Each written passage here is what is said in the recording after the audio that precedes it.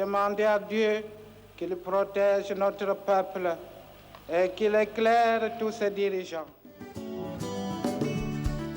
La masse qui nous attend demain, cette masse demande autre chose que le bien de vote aujourd'hui. C'est le pain, c'est le progrès. Il faut que nous puissions construire cette nation. Frantz Fanon ne disait-il pas que l'Afrique a la forme d'un revolver dont la gâchette est placée au Zaïre? Car la libération du Zaïre représente la possibilité pour tous les autres pays d'Afrique de pouvoir enfin se développer. Qu'en dépit de complots visant sa déstabilisation et sa balkanisation, la République démocratique du Congo demeure unie dans ses frontières de 1960.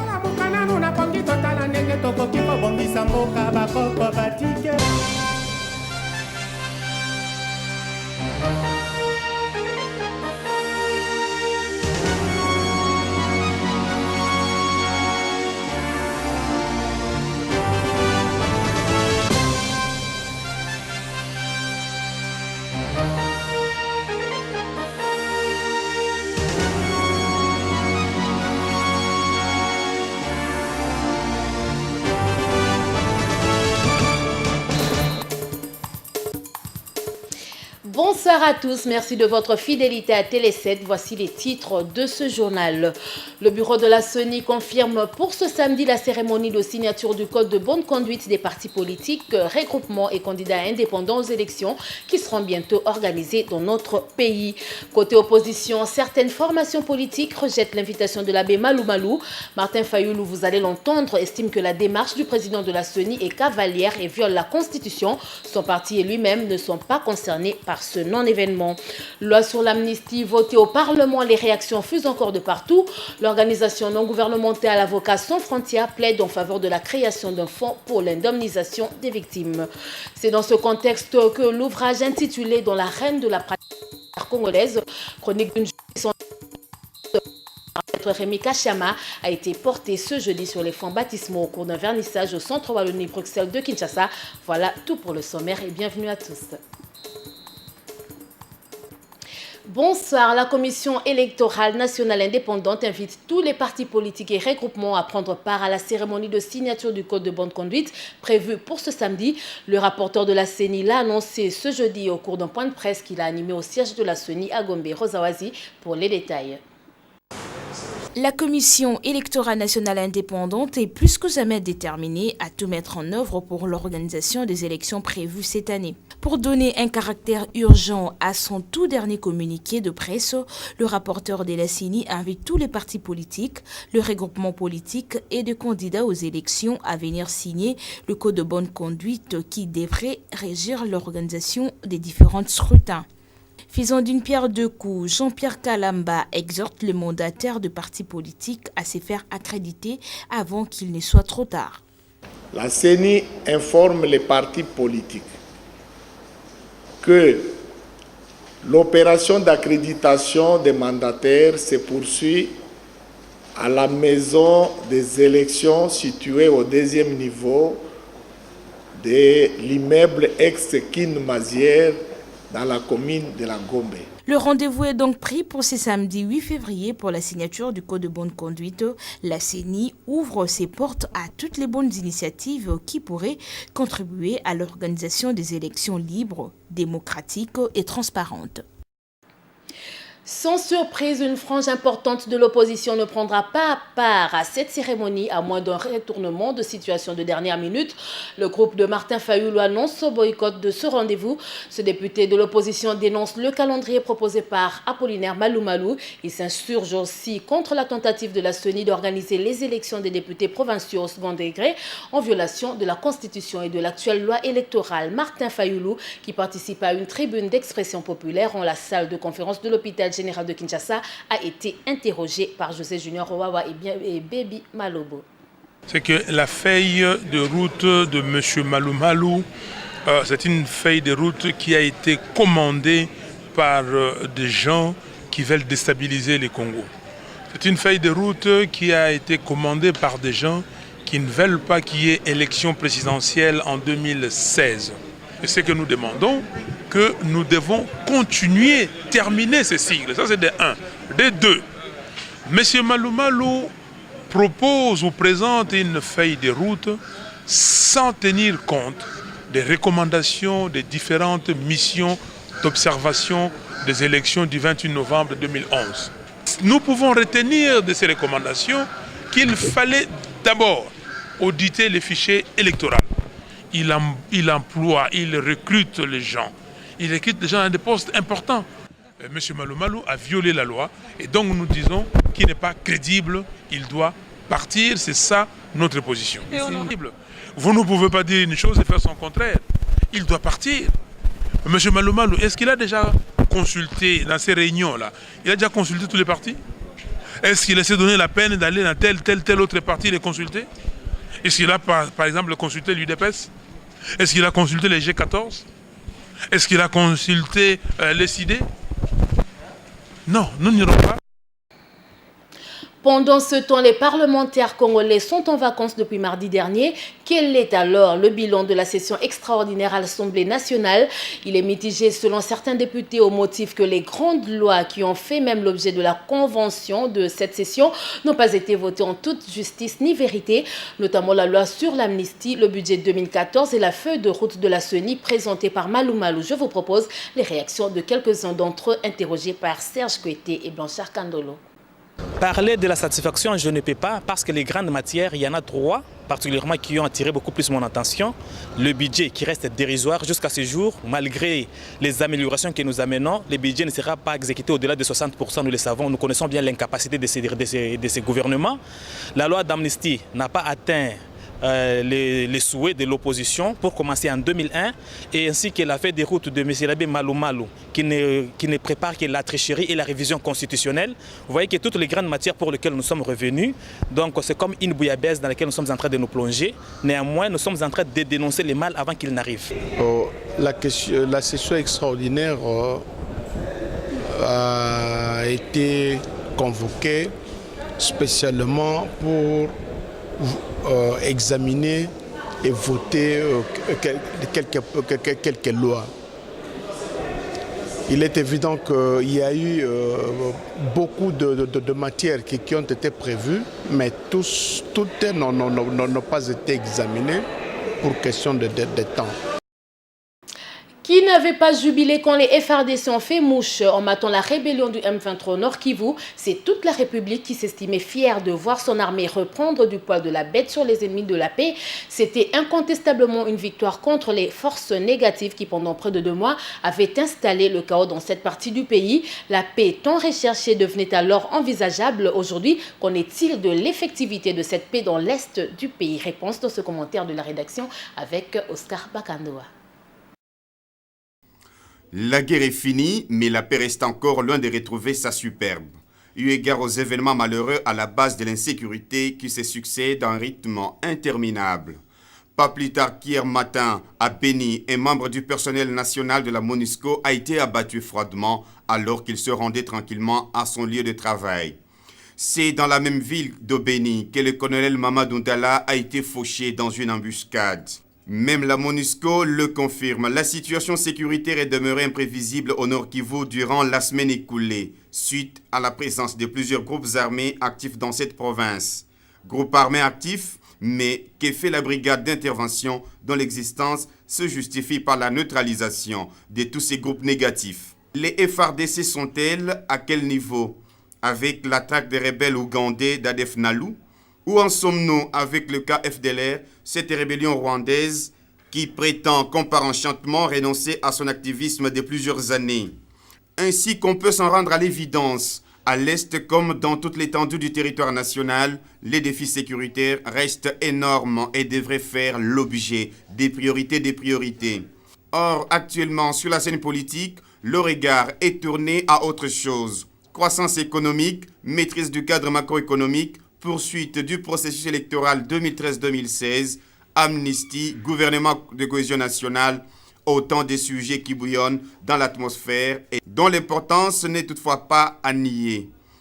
Pour la bonne marche du pays, avec ses différents problèmes sociaux, à résoudre en urgence et la décrispation des humeurs politiques recherchées.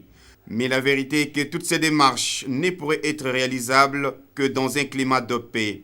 En effet, comment est-ce possible de pouvoir atteindre le boom économique, d'organiser les élections transparentes, démocratiques et paisibles au niveau locaux et nationaux, d'installer un gouvernement, métissé soit-il, avec l'espoir qu'il travaille avec efficacité et séduction, sans se garantir de l'impératif d'un environnement paisible?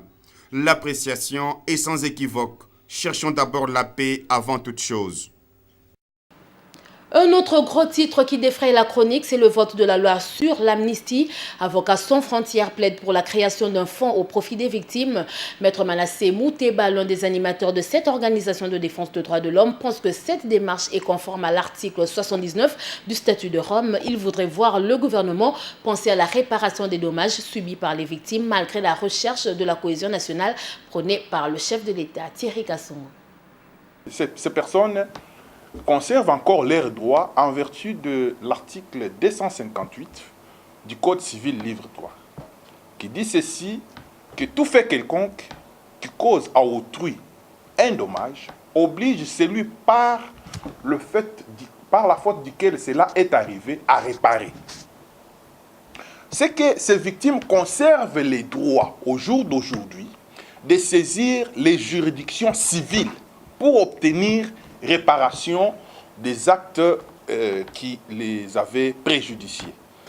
C'est qu'il est prévu une disposition à l'article 79 du statut de Rome de la Cour pénale internationale qui, si vous voulez, un fonds au profit des victimes est organisé. Alors ici chez nous, comment les choses doivent se passer?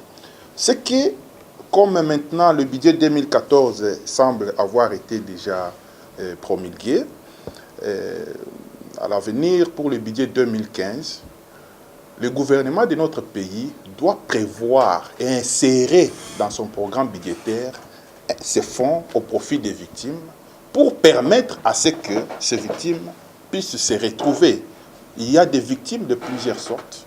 Il y a des individus, il y a des institutions, il y a des écoles qui ont été pillées ou incendiées, ainsi de suite. Il faut que tous ces gens puissent être répertoriés et que ces fonds puissent couvrir la réparation de tous les préjudices qui avaient été subis par ces individus. Parlons de la justice. Justement, un livre qui peint à noir l'image de ce secteur dans notre pays vient d'être présenté ce jeudi au Centre Wallonie-Bruxelles. Son seul titre dit tout sur son contenu dans l'arène judiciaire congolaise, chronique d'une justice en déliquescence. Dans cet ouvrage, l'auteur avocat de son État fustige la corruption qui gangrène la pratique plutôt judiciaire congolaise. Ainsi, dans cet univers surréaliste où les règles élémentaires de droit s'effacent devant celles de la finance, il est difficile de parler d'un État de droit. Rémi Kachama exige que la justice fasse amende honorable. Les détails avec Paul-Félicien Nangana et Dieu-Merci Sueka. Dans l'amour de la science du droit de la justice, né pour dénoncer le mal, pour crever l'abcès et éventrer le bois, pour retrouver les causes et proposer les solutions, devenez alors, durant votre vie, l'instrument de référence pour ceux qui aiment le bien, la justice, la paix et les droits. C'est par ces mots que cet ouvrage de plus de 300 pages est porté sous les fonds baptismaux par le bâtonnier honoraire Mwanza. Dans une salle pleine d'avocats, magistrats et autres auxiliaires de la justice, l'auteur a peint un tableau plutôt sombre de la pratique judiciaire en RD Congo. Elle est caractérisée par la corruption et le clientélisme. C'est la raison même du choix de cet ouvrage selon l'auteur qui explique ici. Interpelle notre conscience collective sur la fragilité du système qui est en vigueur actuellement. J'ai dit qu'on ne se rend peut-être pas compte, si on continue dans ce système, nous courons à notre perte. Le système tel qu'il est pratiqué, il ne sécurise finalement personne parce qu'on peut être bénéficiaire aujourd'hui, demain on est victime et on crie à l'injustice. Donc il est bon d'avoir des principes clairs juste pour tout le monde. Le livre se veut un vrai répertoire de la justice congolaise, étudié jusque dans le plus petit détail. L'auteur a également soulevé la question de l'indépendance de la magistrature, car pour lui, preuve à l'appui, il y a plus de 49 cas d'ingérence du pouvoir exécutif dans le judiciaire. Dans une société comme la nôtre, la justice devrait être le rempart de la société. La justice est l'un des piliers de l'État congolais, de l'État de démocratie, de l'État de droit. Et si elle est dans l'État où elle est, si nous la laissons encore s'empirer, eh bien, il faudra pleurer la démocratie et elle n'aura plus lieu, et même la nation. Parce que cela joue également dans nos rapports avec les partenaires, les investisseurs, etc. Et de telle sorte que si personne n'a confiance dans la justice congolaise, plus personne ne pourra investir chez nous ni nous prendre au sérieux. C'était donc un véritable rappel à l'ordre adressé au monde de la justice, car il n'existe pas une vraie démocratie sans une justice équitable. Dans le chapitre de l'économie, désormais le paiement des impôts se fera en francs congolais et l'obtention du récépissé comme préalable pour payer les impôts est suspendue. C'est le directeur général des impôts, Dieudonné Lokadi, qui l'a annoncé ce jeudi au cours d'un point de presse qu'il a tenu à Fleuve Congo Hotel. Il se réjouit de ces mesures qui, selon lui, favorisent la dédollarisation et simplifient les procédures et formalités pour le paiement des impôts. Nadine Daïng et Fiston Bouini nous rapportent.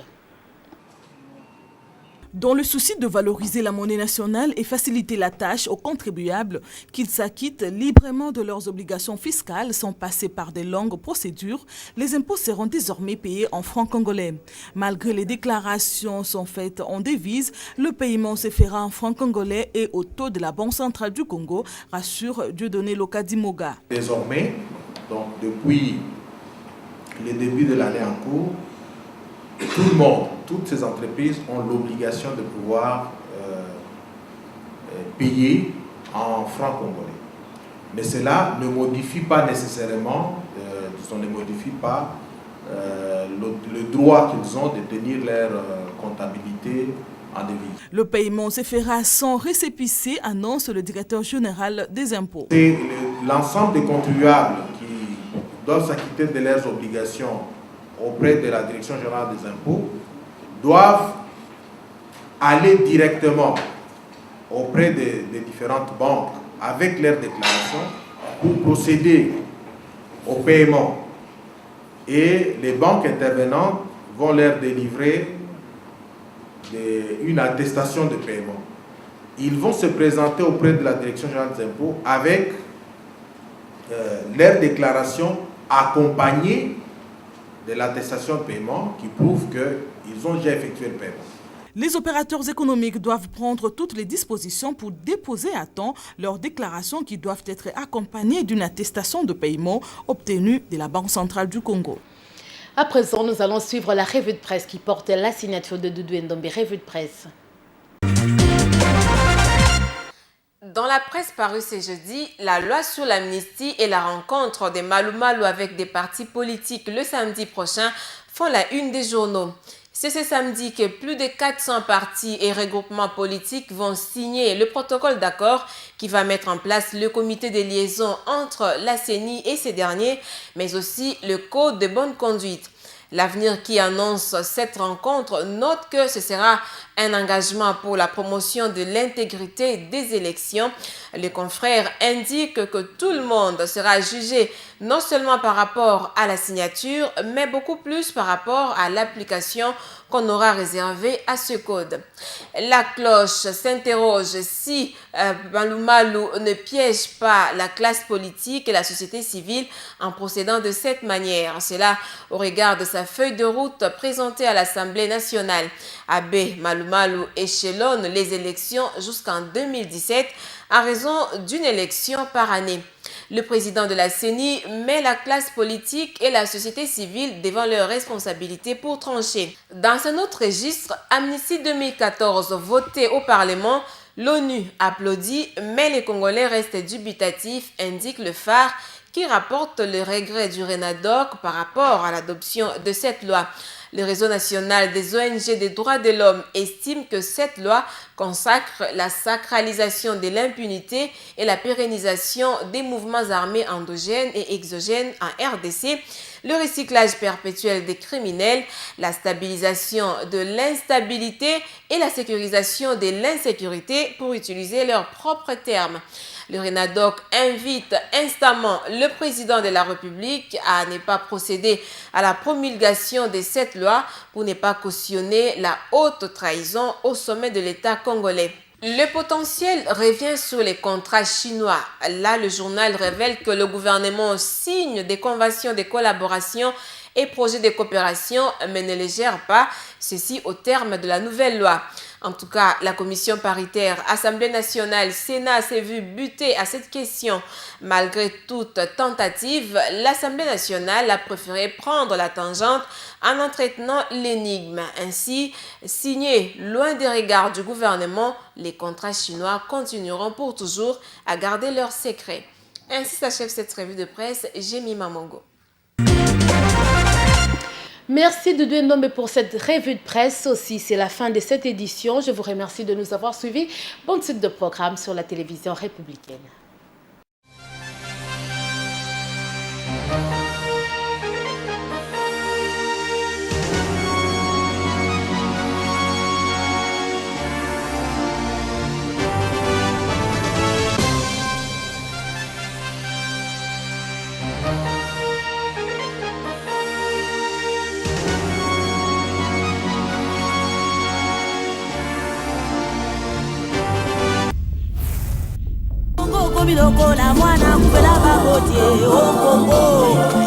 Les complots étaient déjà faits. Les plans étaient déjà établis. C'est d'imposer un gouvernement contre la volonté du peuple. La Belgique désire balkaniser ce pays. L'éclatement du Congo, c'est demain. Nous devons marcher à fond, même conclure des accords avec le diable pour refaire l'unité du Congo. Rien à faire. Le Congo restera un et indivisible. Puis de complot visant sa déstabilisation et sa balkanisation. La République démocratique du Congo demeure unie dans ses frontières de 1960.